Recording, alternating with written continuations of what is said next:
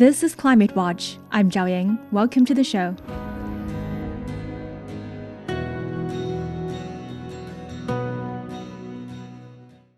The European Commission has proposed a new action plan to address rising energy costs. The Accelerate EU initiative is designed to provide immediate support to households and businesses facing higher fuel prices, while also fast-tracking the transition to cleaner, domestically produced energy. This follows a package of measures announced in March to accelerate clean energy investment, lower energy bills for citizens, and new initiatives in areas like small modular reactors. At the same time, China is accelerating its push to build what it calls a new energy system. Under its 15th five-year plan, clean energy, electrification, and industrial transformation are becoming key drivers of economic growth. So, with two of the world's biggest climate actors moving faster in the clean energy transition, does this moment bring them closer or push them further into competition? Today, we bring together voices from both sides to explore what's really at stake. Arvea Marieni is a senior advisor to the World Green Design Organization and European Climate Pact ambassador. Zhang Jian is the Vice Dean of the Institute of Climate Change and Sustainable Development at Tsinghua University. Thank you both for joining us. Thank you very much for the invitation. Thank you. It's a pleasure to join you. Arvea, let me go to you first. We know the European Commission recently unveiled a package of measures to accelerate clean energy investment and strengthen Europe's energy system.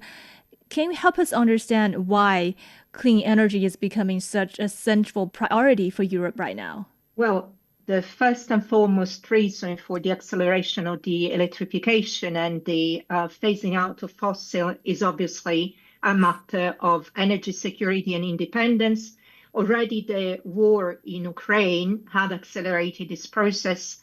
We were facing extremely high energy prices due to our dependence collectively from mostly gas imported at the time from Russia. To a large extent, we have gone through different phases. We are operating more on LNG, so liquefied gas, which means obviously the build-up of infrastructure. That is also a potential lock-in for the future. And today, we're all seeing the unfortunate, very dramatic events unfolding with the attack, the US-Israeli attack on Iran, and the consequences of the block of the closure of the Hormuz Straits and what it means for the world economy. Therefore, on March 2026, as one of the measures, but there will be more structured measures, the European Commission has presented a package to boost access to affordable and clean energy while strengthening Europe's energy systems. A central element of this clean energy investment strategy, obviously, is also the investment that needs to increase from around, according to numbers of the European Commission, from around 240 billion in the past decade a year to around 660 billion per year between 2026 and 2030, and close to 700 billion in the following decade. And this shift is huge, but it's already being accelerated also at national level. I will close by saying that on April 10, 2026, for instance, France, the government of France, which is one of the most, let's say, focused on strategic autonomy for the country and for the European Union, announced a major electrification plan to accelerate measures that were already foreseen, aimed at reducing dependence on imported fuels. The plan includes doubling financial support for electrification to 10 billion per year by 2030 at national level, the banning on new gas boilers in new buildings from the end of this year, 2026. Similar measures have been contemplated by different states in the last years, There has been recently pushback from lobbyists, from certain groups. This has happened, for instance, with the change of government in Germany. My understanding and my anticipation is that the crisis that we're facing with the energy markets globally will again accelerate this process. And France also has in place a system for social leasing for electric vehicles to help and support families, especially low-income families, to access mobility, the shift to electricity-driven mobility. And in fact, those are the same sectors and the same kind of measures that are being presented on the 22nd of April by the European Commission under the name of Accelerate EU, which is a plan containing structural measures to lower the dependence on fossil fuels and that go in the same direction as the French measures. Yes, so as you said, investment is obviously a key element of this package. And also, I noticed it also mentions de-risking clean energy projects to attract investors. What kind of risks are we talking about here? And is financing currently one of the biggest bottlenecks for the clean energy transition? Of course, it is. It is one of the main bottlenecks, not only for the European Union, but also globally. I mean, Professor Zhang knows better than many how important is sustainable finance at global level. And the Commission strategy makes clear, exactly as countries are saying in the process, some countries are saying in the process of the negotiation at the UNFCCC level, that public funding alone will not be sufficient within the European Union. So the Commission, the Union, is applying the same rules to interpreting what happens globally with the shared responsibilities among the countries as well as internally. Why is that? Because we need to accelerate also private capital within the European Union itself. Europe has a large pool of capital, but structural barriers continue to limit deployment. Those barriers are, for instance, fragmented member states, national markets, complex permitting procedures, taking up an investment, realizing an investment and capacity building is like building on infrastructure, takes sometimes very many years. And risk profiles discourage private investors. So public institutions such as the European Investment Bank are expected to play a catalytic role by reducing risk and attracting and favoring this private finance. But of course, it will take a huge effort. And then there is the risk, which is geopolitical risk. Nowadays, we are under very constrained circumstance. We know that we need to get rid of fossils, but we can not, and we are wary to make sure that we're not going to create an economy which is dependent on outside players. And nowadays, although China has this huge and important and positive role for accelerating the transition thanks to manufacturing, we also are seeing that this is challenging this superiority of manufacturing capability. This is challenging the very structural existence of our own industrial sectors. And this is creating a huge pressure that we need to find a way to solve together with our international partners. We design the rules of the trade with China itself in order to find harmonious ways forward for everyone to be able to operate.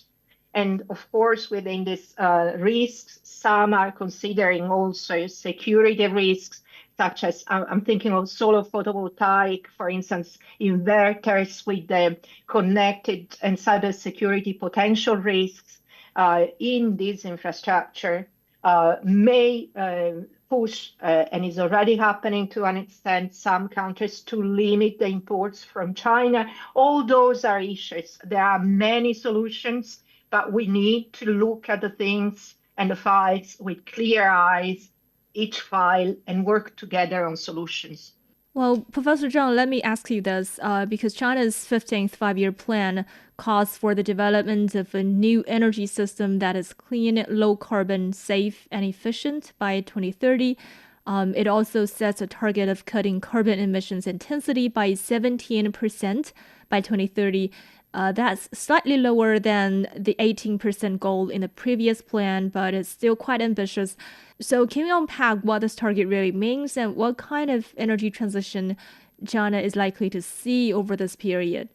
Well, thank you. So, even though the carbon intensity reduction target for the 15th five-year plan is 1 percentage point lower than the previous one, it's actually still ambitious and I think honestly even harder to achieve. Why? Because we can't just look at the numbers on the surface. You have to consider the starting point and what stage of the transition we are in. First, China's economy keeps growing steadily. That means the same percentage drop in carbon intensity now equals a much bigger absolute reduction in emissions. In other words, the bigger the economy gets, the more decarbonization work you have to do.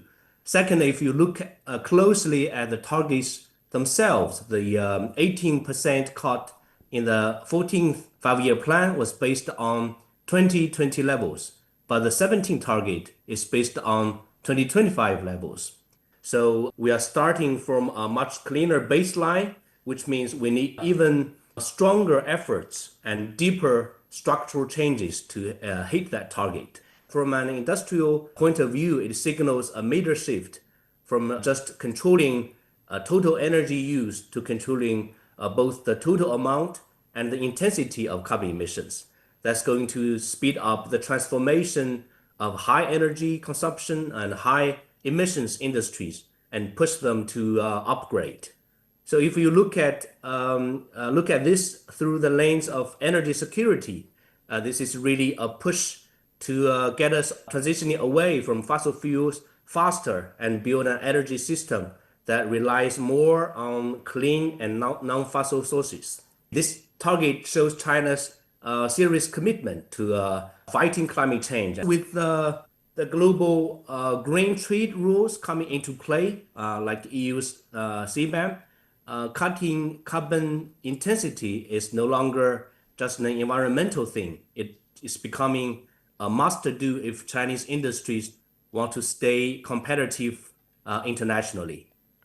Yes, and also I think as in many countries, China has also seen this decoupling between emissions reduction and economic development. And recent analysis shows that clean energy contributed more than a third of China's GDP growth in 2025. So does this mark a fundamental shift, like from climate policy being a cause or a burden to becoming a key engine of economic growth? Well, I think in a way, we can say it's incremental rather than fundamental. The headline finding is absolutely remarkable. As you mentioned, clean energy drove more than a third of China's GDP growth in 2025, and that accounted for over 90% of the rise in investment across the entire economy. So without the clean energy sector, China's GDP would be much lower than the official 5% target. And the growth is accelerating rather than slowing. So the overall economy grew at about 5%. Our clean energy sectors actually expanded at 18% in 2025. So the number is 12% in 2024. So the new threes, EVs, batteries, and solar continue to dominate, right? Generating about 2/3 of the sector's value and attracting more than half of its investment. But I wouldn't overstate this as a complete transition overnight. In China, fossil fuel investment remains sizable, and the approach here has been described as build before break, right? So expanding clean energy massively before phasing out fossil capacity. So this is a gradual process. For decades, climate action was framed as a trade-off, right? As environmental benefits. So we have environmental benefits at the cost of economic growth. So this framing no longer holds for China. So this is why I think it's fundamental in this way. So China has moved from seeing the energy transition as an environmental obligation to viewing it as a better way to develop.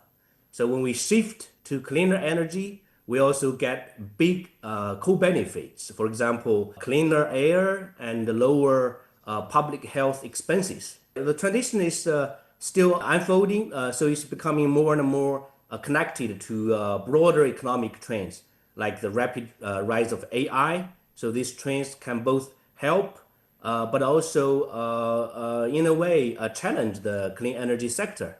So whether clean energy growth can be sustained depends on a bunch of things. For example, avoiding overcapacity, keeping innovation going, and adapting to the global trade environment. Yes, and Arvea, we know that Europe's strategy focuses heavily on energy affordability and addressing energy poverty. But if you look at China's experience, do you think Europe should also frame its climate policy more as an industrial growth strategy and less a regulatory burden in order to get the same kind of economic momentum? Well, what we have seen from happening in China broadly, starting from 2008, 9, 2010 was a sort of a turning point for the acceleration of this new high quality development that Zhang Jian was mentioning, and that are becoming pillars of a development of the country, and this fundamental shift.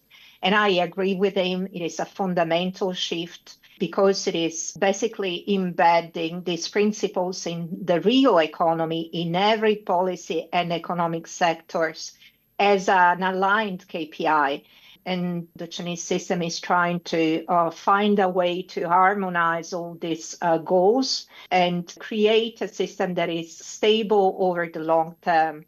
And this idea of building before destroying is also fundamentally a question of realism. China is highly independent in terms of energy. I think the Chinese system reaches around 80% of independence. This is one of the reasons that, for instance, the current Iran crisis is affecting China to a relatively limited extent. This is because of the higher electrification rate. This is also because of coal. I mean, we have to say it. The fact that China has its own nationally accessible source of energy is a matter of energy security. Therefore, if there are conflictual situations internationally, every state, every nation will try to revert to what they can control. So conflicts globally will affect climate policy, not only for the gigatons of emissions caused by the war, but also because of this necessity for the states to try and hold their economy together. But yes, industrial policy is coming back as an important element of development. This is a wake-up call in Europe. This is a wake-up call for regional policy in the European Union. I myself look at the developments of clusters and regional models with decisive top-down allocation, for instance, of competence centers and direction of investments, decisions from the central government of where to have certain important technologies first piloted out and then structured as a complete supply chain. I'm thinking of Shenzhen as a beacon of the electric mobility, starting with a direction that was public procurement. The government decided that public procurement was going to create way towards the replacement of internal combustion driven transportation means with new energy vehicles. And that was a political decision that we didn't make in the European Union. This is the same case for solar photovoltaic. We now have to do that, and we have to do it in a way that brings together competition and cooperation. And we have to find these models that allow for our economies to thrive with this new model, balancing and offsetting also the risk for labor forces Zhang Jian was talking about artificial intelligence and its implications for energy consumption, but I would say environmental constraints. Water is another huge issue when you're planning these hyperscalers. We have to find rules together. Yes, and Professor Zhang, just now Arvea mentioned energy independence, and we often hear terms like de-risking in Brussels and self-reliance in Beijing. So do these ideas point toward decoupling in the climate and energy space, or you believe there's still room for meaningful cooperation? I think there's actually a lot of room for meaningful cooperation. First, let's look at what these terms really mean, right? When EU leaders first talked about de-risking, I think it's made very clear this isn't about decoupling. In fact, de-risking is about keeping economic ties while managing risks in terms of trade and economic relations. And on China's side, self-reliance doesn't mean closing the door. It's about building up domestic capabilities. China has consistently said it's committed to an open world economy and a stable global trading system. Now, when it comes to climate and energy specifically, cooperation isn't just possible, it's absolutely essential if we want to tackle the growing climate crisis. According to a recent UN report, the past 11 years have been the hottest on record.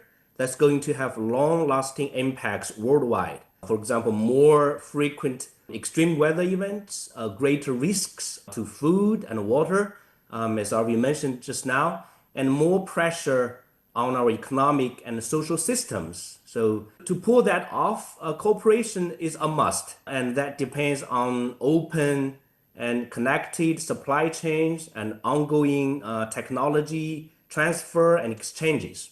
More and more countries are, I think, realizing this. You can see it in the progress made at last year's COP meeting, right? So overall, these trends don't point to decoupling. They point to a more structured form of interdependence, where meaningful cooperation is still possible and actually necessary.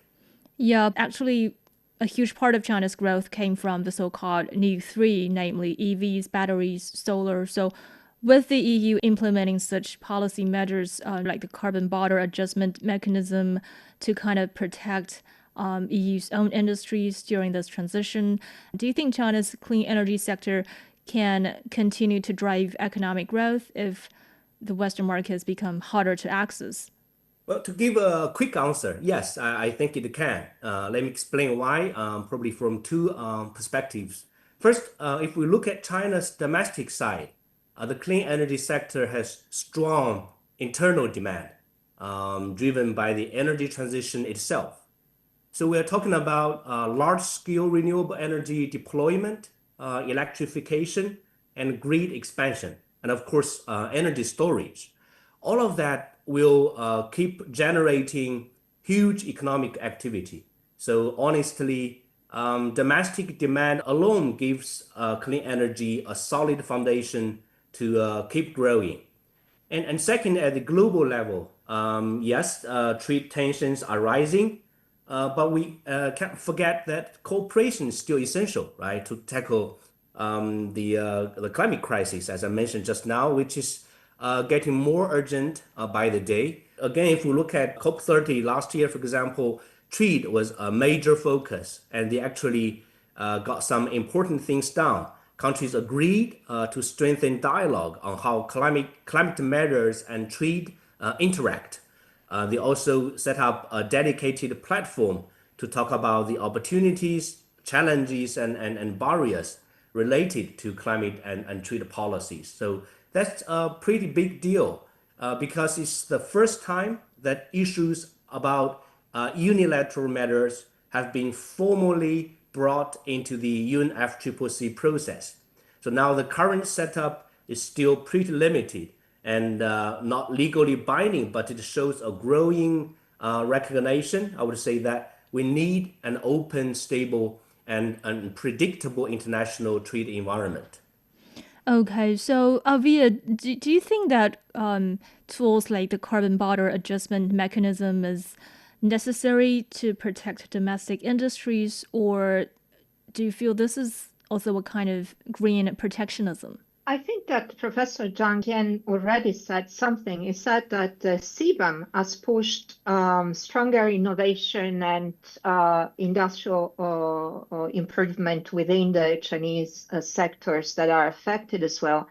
And basically, we may see a strengthening of the ETS, so the emission trading system, the carbon market, so China, also due to the presence of CBAM.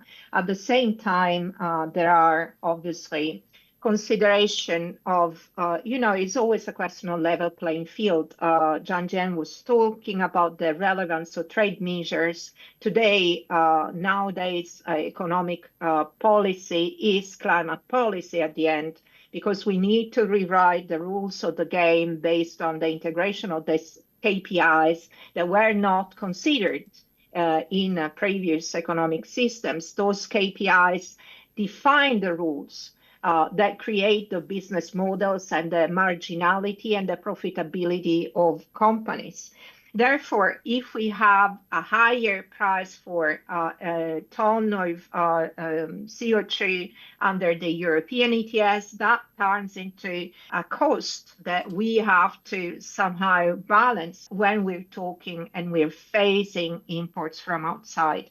But I think it must not become an issue of conflict. It can become an issue of, for instance, finding mechanisms, not talking right now. I mean, the CBAM is creating revenues that ideally have to be reinvested in innovation to accelerate transition pathways within our own industries in Europe.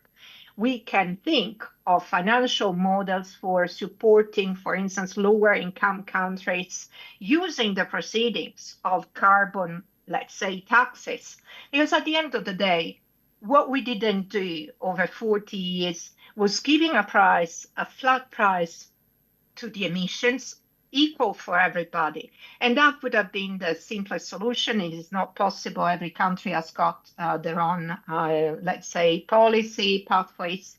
But we have to find economic mechanisms. So I'm not negative about CBAM, and I don't think our Chinese friends in the industry are scared about CBAM. Mm-hmm. They will probably beat some of our companies at the CBAM game.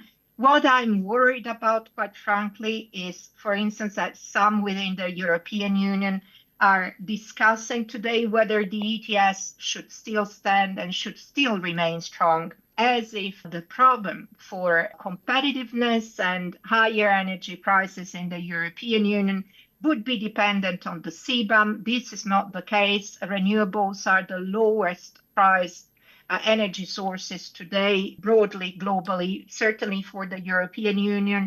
We are seeing this already in the competitivity of different countries. The ones that have got higher renewable or low carbon energy in the matrix are definitely able to support investment in their industrial basis.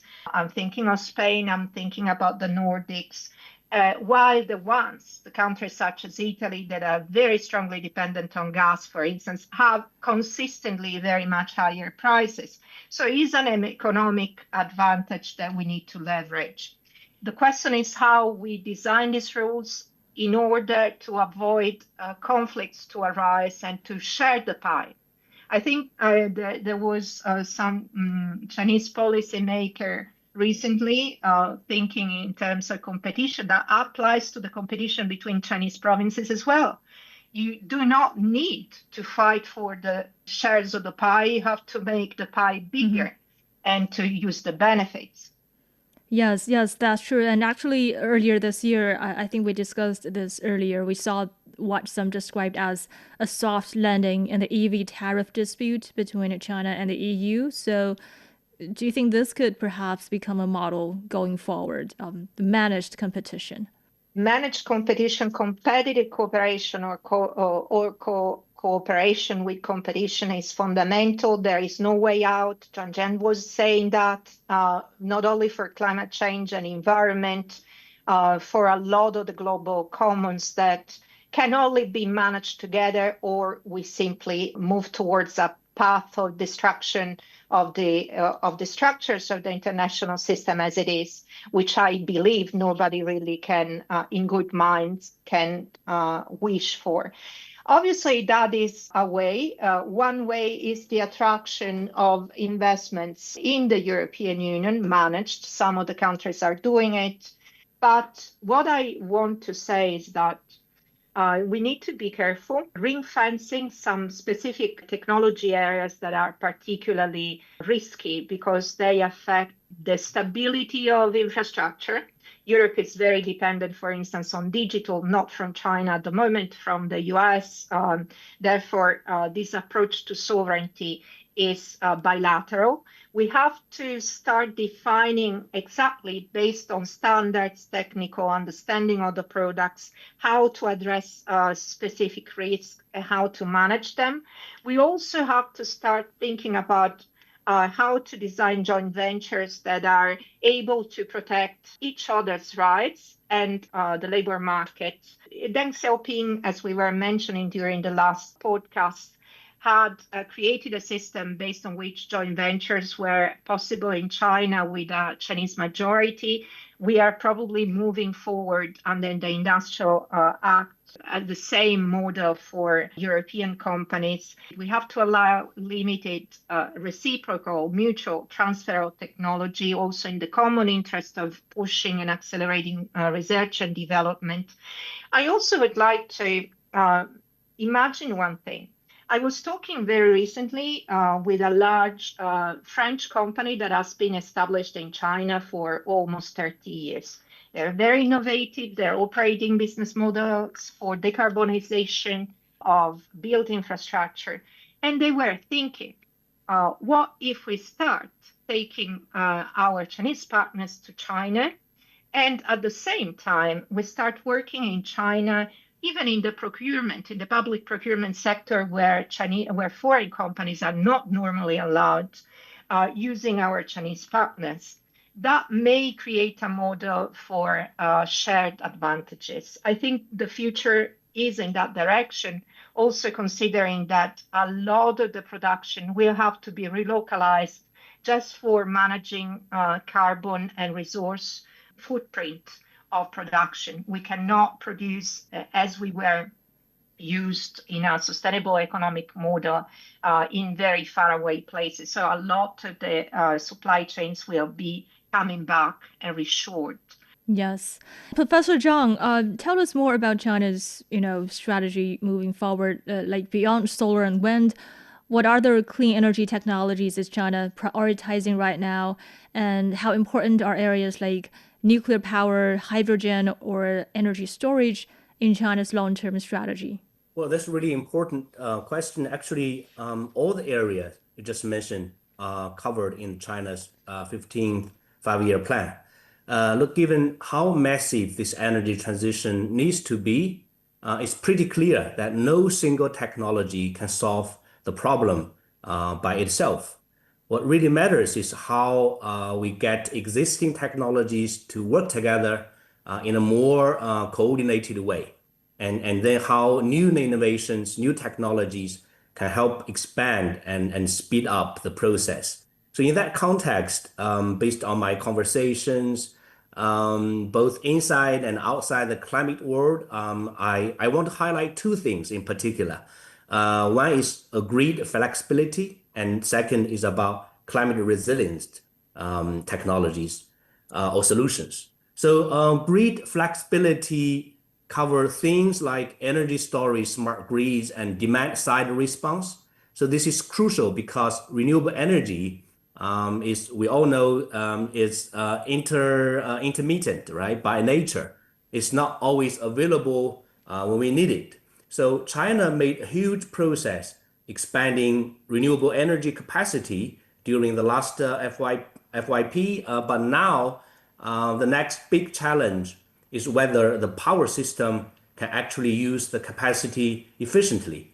So in other words, the question is no longer just how much renewable energy can we install, is how effectively can we actually use them? Otherwise, we could probably end up with a weird situation that is wasting a lot of renewable energy on one hand and facing power shortages, right, during peak demand, particularly. Now, on climate adaptation, China was actually one of the first countries to issue a national climate adaptation strategy. So, as climate challenges get more intense, adaptation has become increasingly important. So in the 15th five-year plan, is listed as a key part of the national security. It's not only about climate, but it's a key part of the national security. And here's what I really want to emphasize in response to your question. So when we talk about climate adaptation, it's not just about early warning systems or emergency response. We also need to build that into the planning and development of clean energy infrastructure.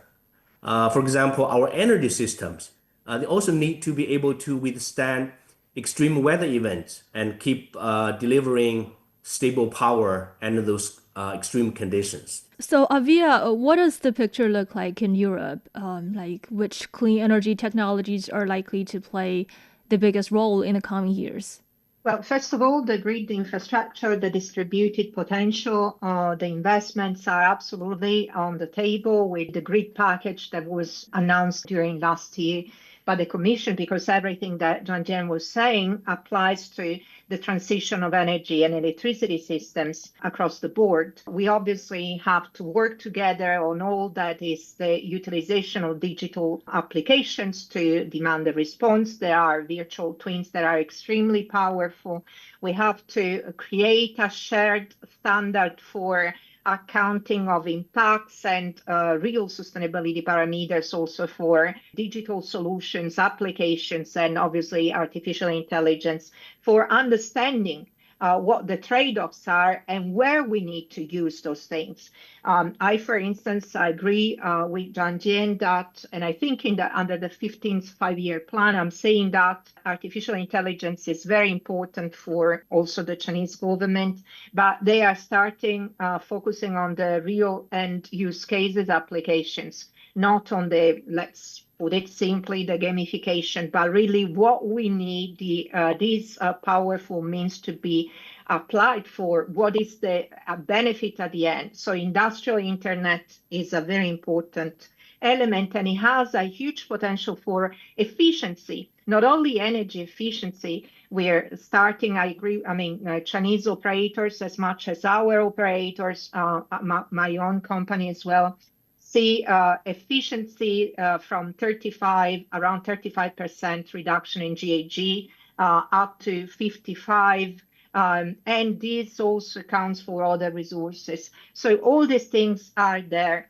Obviously, there is a potential for joint work with China in the field of hydrogen. Green hydrogen has a limited application, especially for developing of long-term storage. That's a very important component. We see the electrification of heavy vehicles moving forward very fast in China. Electric trucks are being sold up to 25%, even a bit more on the Chinese market, whilst in Europe, we are still in the European Union at a lower level. We have to think of materials development for conversion of heat into electricity. We have to think about the reduction of the footprint of land use and natural resources, bioeconomy. We have to reduce the footprint physically of our agriculture. This is a lot of new technologies that we will see, like conversion of new molecules for food production, soilless food production, or even all the applications for reduction of other components such as the fertilizers or water. And adaptation is all that, because adaptation is nature. So creating an economy that is able to work better with nature is probably one of the things, and it's not only technology that we can do. Yes. So, Professor Zhang, how do you view the potential for cooperation with EU in all these emerging clean energy fields? I really do think there are big opportunities, right, for us to collaborate. There are quite a few areas but I think the one I'd really like to highlight is cooperation on hard-to-abate sectors. These are industries like steel, chemicals, and aviation, including maritime shipping. So all of these are some of the toughest areas to decarbonize. They need a mix of advanced technology, big investment, and well-coordinated policy frameworks and standards, right? So, and of course, beyond these sectors, there are also important opportunities in things like grid flexibility technologies, energy storage, and carbon capture. So these are really system critical technologies, and they make it possible to integrate renewable energy at a large scale. Yes, thank you, Professor Zhang Jian, Vice Dean of the Institute of Climate Change and Sustainable Development at Tsinghua University, and thank you, Arvea Marieni, Senior Advisor to the World Green Design Organization and European Climate Pact Ambassador. Thank you so much for joining us today. Thank you. Thank you for having us. And that wraps up this edition of Climate Watch. You can find more episodes on your favorite podcast platforms. Just search for Climate Watch and hit subscribe. Don't forget to leave us a quick review or share it with a friend. You can also email us at radio@cgtn.com with your questions or feedback. And stay updated on the latest climate stories with our Substack newsletter, Climate Choices. I'm Zhao Ying. Thank you so much for listening. See you next time.